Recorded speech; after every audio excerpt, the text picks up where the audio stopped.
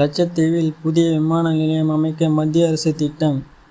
போர் விமானங்கள், இராணுவ போக்குவரத்து விமானங்கள் மற்றும் வணிக விமானங்களை இயக்கும் திறன் கொண்ட கூட்டு விமான நிலையத்தை உருவாக்க மத்திய அரசு திட்டமிட்டுள்ளதாக கூறப்படுகிறது. சமீபத்தில் லட்சத்தீவுக்கு அரசுமுறை பயணம் மேற்கொண்ட பிரதமர் மோடி சுவரொட்டியில் சுமார் 1150 கோடி மதிப்பிலான வளர்ச்சி திட்டங்களை தொடங்கி வைத்தார். இதுபோன்று நிறைவடைந்த திட்டங்களை நாட்டுக்கு அர்ப்பணித்ததுடன் புதிய திட்டங்களும் அடிக்கல் நாட்டினார். அதன்படி தொழில்நுட்பம், எரிசக்தி, நீர்வளம், சுகாதாரம், கல்வி உள்ளிட்ட துறைகளில் திட்டங்கள் தொடங்கப்பட்டன.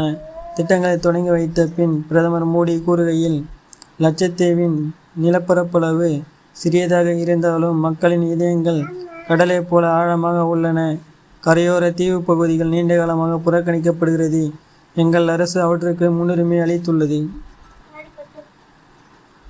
யூனியன் பிரதேசம் சர்வதேச சுற்றுலா வரைபடத்தில் இடம்பெற செய்வதற்கான முயற்சிகள் எடுக்கப்பட்டு வருகிறது என பல்வேறு திட்டங்கள் குறித்தும் லட்சத்தீவு குறித்தும் பிரதமர் மோடி பேசினார்.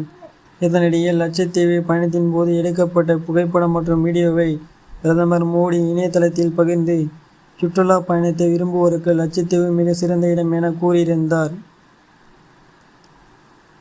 இந்த பதிவிற்கு எதிராக மாலத்தீவு மந்திரிகள் சர்ச்சைக்குரிய வகையில் கருத்து தெரிவித்தனர். இதற்கு இந்தியர்கள் பலர் கடும் கண்டனம் தெரிவித்து பலரும் தங்கள் மாலத்தீவு பயணத்தை ரத்து செய்தனர். அதுபோல மாலத்தீவுக்கு செல்ல புக் செய்யப்பட்ட விமான டிக்கெட்டுகளும் ரத்து செய்தனர். அது மட்டுமில்லாது மாலத்தீவை புறக்கணிப்போம் என்ற ஹேஷ்டேக் இணையத்தில் ட்ரெண்டானது. இந்த நிலையில் லட்சத்தீவின் தென்கோடியில் உள்ள மினிகாய் தீவில் புதிய விமான நிலையத்தை உருவாக்க மத்திய அரசு திட்டமிட்டுள்ளதாக தகவல் வெளியாகி உள்ளது.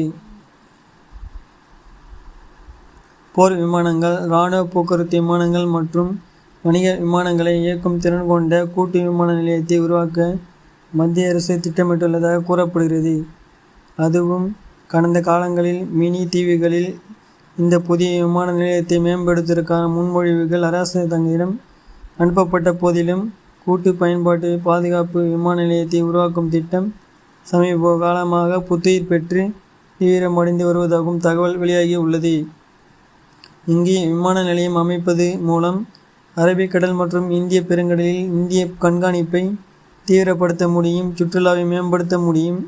தற்போது லட்சத்தீவின் அகாட்டி தீவில் மட்டும் தான் விமானத்தளம் உள்ளது. இங்கும் குறிப்பிட்ட எண்ணிக்கையில்தான் பயணிகளை கையாள முடியும் என்பது குறிப்பிடத்தக்கது.